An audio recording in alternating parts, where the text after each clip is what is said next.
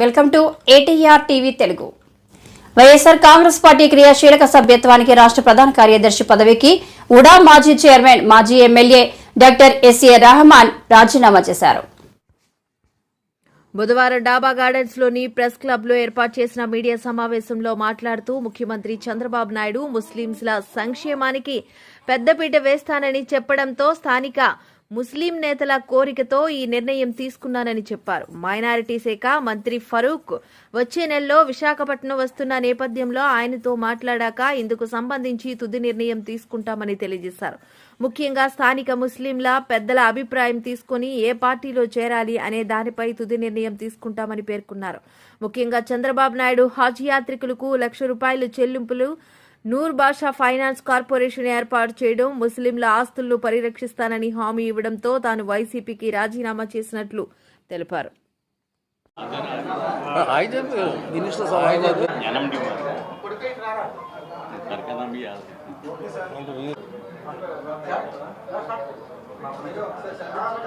అందరికీ నమస్కారం. వచ్చాను.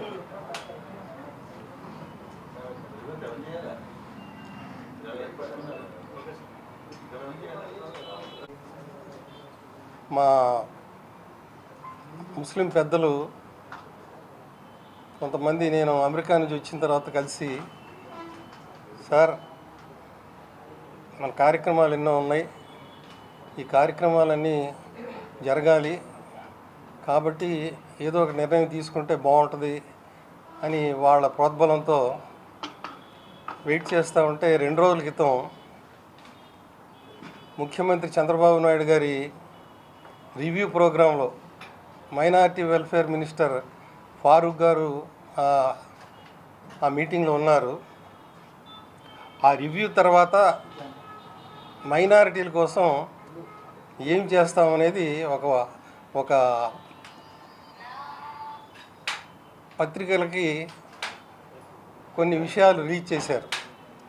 అందులో ముఖ్యంగా ఎన్నో ఏళ్ల నుంచి వీళ్ళంతా చిన్నపిల్లలుగా ఉన్నప్పటి నుంచి ఈ ఊళ్ళో ఉన్న వక్ఫ్ ల్యాండ్స్ దాదాపు 5,000 పైచిలకు ఎకరాలు మాకు ఒక బోర్డులో ల్యాండ్స్ ఉన్నాయి.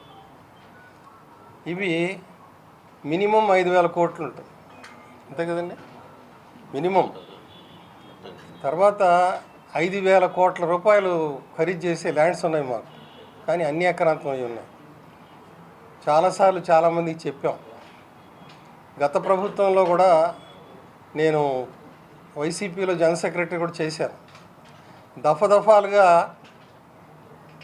మైనార్టీల సమస్యలే కాకుండా అనేక సమస్యల మీద చెప్తా ఉంటే పట్టించుకోలే. చిన్న విషయం చెప్తాను. నేను ఎలక్షన్ ఒక 5-6 నెలల ముందు ఎవరైతే ఇక్కడ సామంతరాజు ఉంటారో వారికి నేను చెప్పాను, సార్ పరిస్థితి బాగలేదు, ఫీల్ గుడ్ ఫ్యాక్టర్ లేదు, మీరు కింద గ్రౌండ్ లెవెల్ నుంచి వచ్చిన కార్యకర్తగా నా అభిప్రాయం అది అంటే, ఎందుకు బాగలేదని అడిగారు. ఎందుకు బాగలేదంటే, మీరు ఎంతన్నా చేయండి sir, common man should feel happy. మీరేం చేశారు?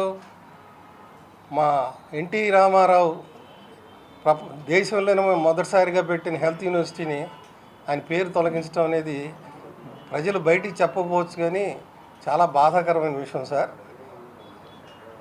వైఎస్ఆర్ పేరు పెట్టాలంటే ఇంకో చోట పెడదాం, ఇంకో యూనివర్సిటీ పెట్టండి, దానికి వైఎస్ఆర్ పెట్టండి. అంతేగాని మహానుభావుడు ఎవరైతే ఈ రాష్ట్రానికి అనేక కార్యక్రమాలు చేసి వెళ్ళిపోయాడో ఆయన పేరుతో తొలగించడం మాత్రం చాలామంది హర్ట్ అవుతున్నారని చెప్పాను.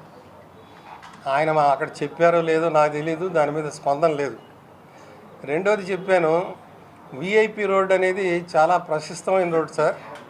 దాని మీద ప్రజలందరూ ఆక్రందనలు చేస్తున్నారు. అటు జనసేన వాళ్ళు కానీ బీజేపీ వాళ్ళు కానీ అక్కడ ధర్నాలు కూడా చేస్తున్నారు. వాళ్ళందరూ చేయకముందు నేను అప్పటి సిపి గారికి నేను వాట్సాప్ మెసేజ్ నా దగ్గర ఇప్పటికి కూడా ఉంది. అయ్యా సిపి గారు, ఒక ఇంపార్టెంట్ రోడ్డుని మీరు బ్లాక్ చేయటం అనేది రోజుకి కొన్ని వేల మంది అటు పాసర్స్ ఉంటారు, వాళ్ళందరినీ మీరు ఇబ్బంది పెడతా ఉన్నారంటే ఆయన అసమర్థతని వ్యక్తం చేశాడు, ఇనిబిలిటీని. తర్వాత నేను ఇక్కడ ఉన్న మా ఇన్ఛార్జ్ గారికి వెళ్ళి చెప్పాను, అయ్యా ఇది మంచిది కాదు, అది తొలగించండి అని. కానీ రెస్పాన్స్ లేదు.